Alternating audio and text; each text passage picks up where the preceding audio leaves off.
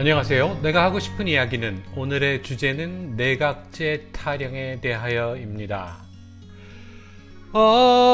시구시구 들어간다. 시구시구 들어간다. 작년에 왔던 각설이가 죽지도 않고 또 왔네. 1997년 김대중이 내각제를 주장하면서 DJP 연합을 이루고 대통령이 된 후로 대통령의 임기가 적당히 지나가고 인기가 시들해지기 시작하면 차기를 꿈꾸는 것들이 늘상 떠들어댔으나 결코 실행되지 못했던 내각제 개헌 타령이 이번에도 예외 없이 흘러나오고 있습니다. 나경원이가 제왕적 대통령제의 폐해를 극복하기 위하여 권력 분산 원포인트 개헌을 주장하면서 내각제와 연동형 비례대표제를 들고 나왔습니다. 도대체 내각제가 무엇이기에 현재 우리나라 대통령제의 폐해를 극복할 수 있는 것인지, 그런데 왜 그런 좋은 제도를 아직까지 매번 말로만 떠들고는 개헌을 하지 않았는지, 그 한심한 국회들이 주장하는 내각제가 무엇이며 그 내각제가 실행이 되면 대한민국의 정치 환경은 어찌 변할 것인지 한번 이야기해 보도록 하겠습니다.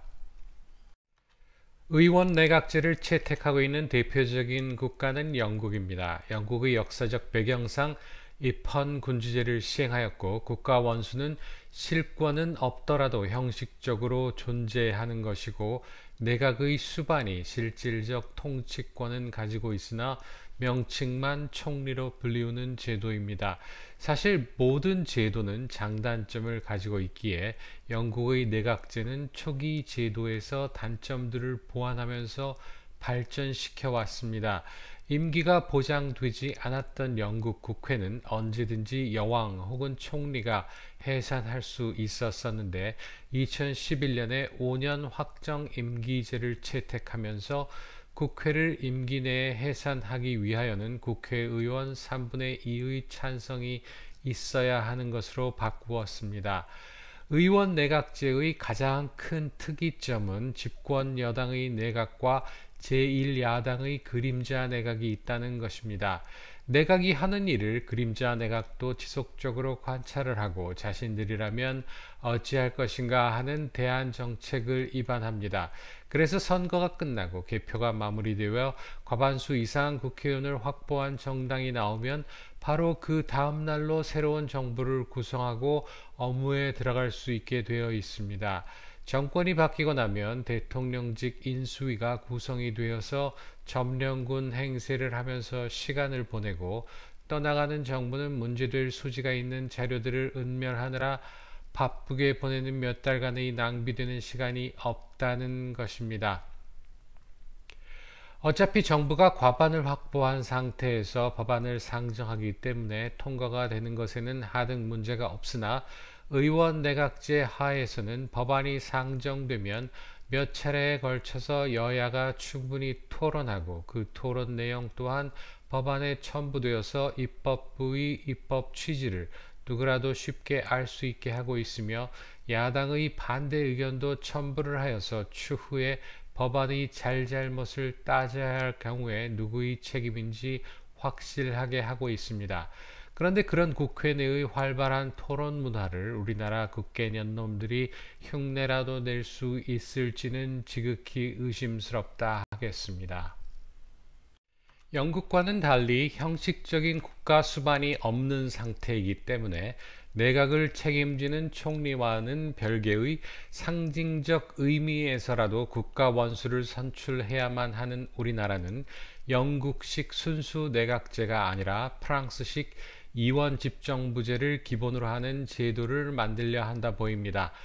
대통령과 총리가 각각 자기들이 권한을 가지고 행사하는 그런 통치 형태를 선택하여서 대통령을 배출한 정당과 총리를 배출한 정당이 같던 다르던 간에 대통령과 의회가 각각 권력을 나누어 행사할 수 있기 때문에 승자 독식 행태라 표현되어지는 현재 그들만이 주장하는 제왕적 대통령제의 폐해를 보완할 수 있는 듯 보입니다.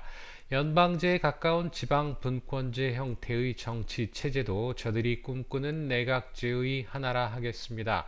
단순히 대통령과 총리가 권력을 나누어 먹는 것이 아니라 300마리 국회의원들 각자가 자신들이 지역구에서 권력의 단맛을 영구적으로 빨아먹을 수 있는 어찌 보면 국회의원놈들의 꿈의 제도가 아닐까 합니다. 대통령제는 폐해가 있으니 내각제를 하자고 주장하는 것들은 결코 내각제의 폐해는 말하지 않습니다. 모든 제도는 장단점이 있으며 장점을 살리고 단점을 보완하면서 나아가는 것이 지극히 바람직한 발전 방향입니다. 우리나라가 겪고 있는 정치적 문제는 대통령제라는 제도의 문제가 아니라 제2공화국의 내각제 대실패 사례에서도 볼 수 있듯이 나라보다는 자신들의 계파 이익을 우선시하는 그런 국회의원놈들이 문제일 뿐이라는 것 기억하시기 바랍니다. 어쨌든 내각제 개헌은 항상 대통령의 독자적으로는 당선이 될 가능성이 없는 것들이 주장을 해왔습니다.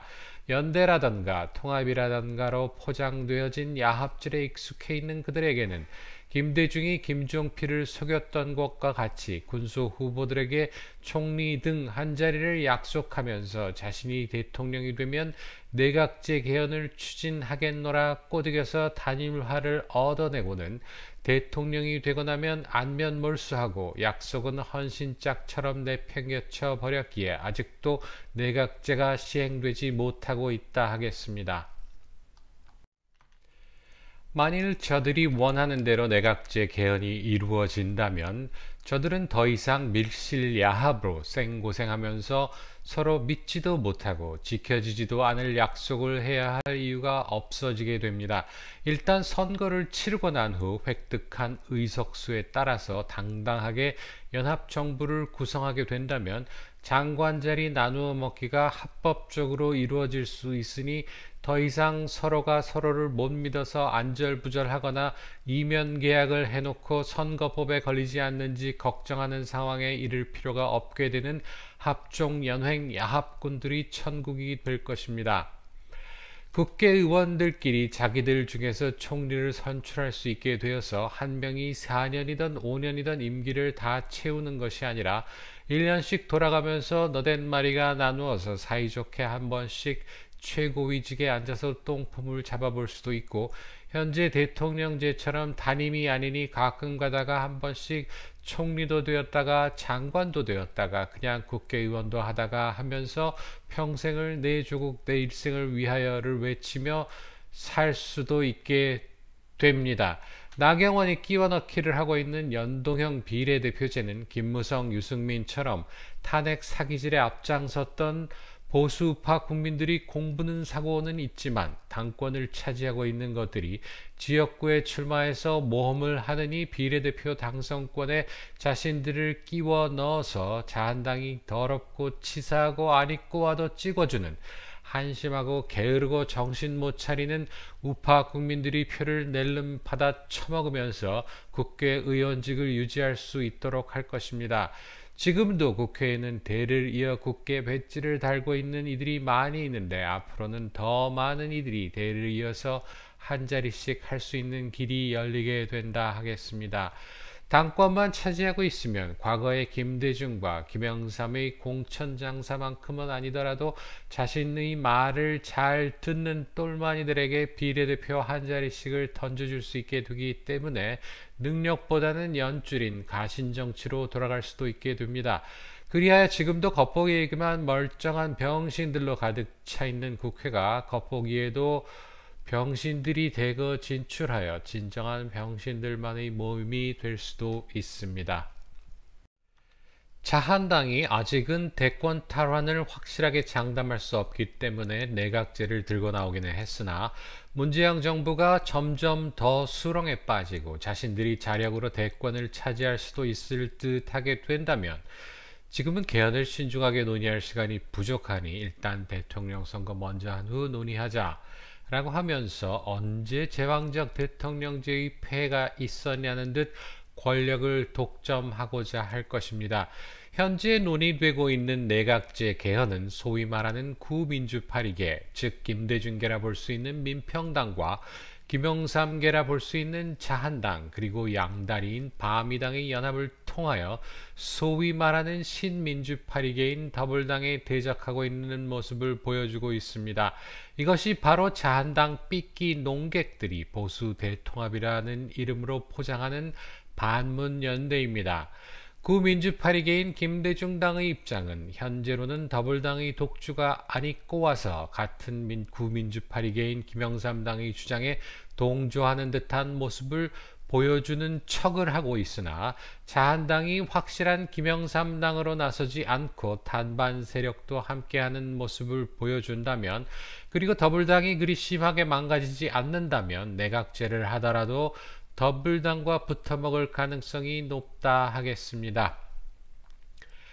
자한당이 지금 대한애국당을 끌어안지 못하고 바지도 내리기 전에 싼 놈 마냥 엉거주춤하고 있는 이유가 바로 대한애국당의 지지자들이 표는 필요하지만 대한애국당과 함께 간다면 바미당이야 어차피 양쪽으로 갈릴 양다리고 민평당과 함께하는 그림을 그릴 수 없다는 것이 가장 큰 고민이라 할 것입니다.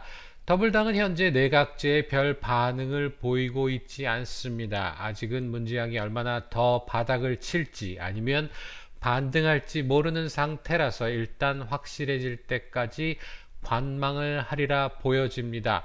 문재양이 노무현 수준의 바닥을 친다면 어차피 아무도 더불당을 상대하려 하지 않을 테지만 문재양 일파들은 내각제 개헌을 통하여 쥐꼬리만 하더라도 자신들 지분 챙기기에 나서서 내각제 개헌을 추진할 가능성도 있을 수 있다 하겠습니다. 하지만 내각제 개헌이 현실화가 되려면 물론 가능성은 전혀 없지만 문재양의 지지율이 어느 정도 선에서 버텨주고, 그래서 자한당도 더불당도 독자적 대통령 당선은 장담할 수 없으나 적당한 연대를 통하여 과반을 확보할 가능성이 있어야만 여야를 막론하고 좌우를 떠나서 국회 새끼들이 목숨 걸고 내각제 개헌을 통과시키지 않을까 합니다. 따라서 우리는 앞으로도 제왕적 대통령제의 폐해라는 개소리를 계속 들을 것이며 내각제 개헌 필요라는 제목의 신문기사들을 주기적으로 메뚜기 철만 되면 항상 보게 될 것입니다.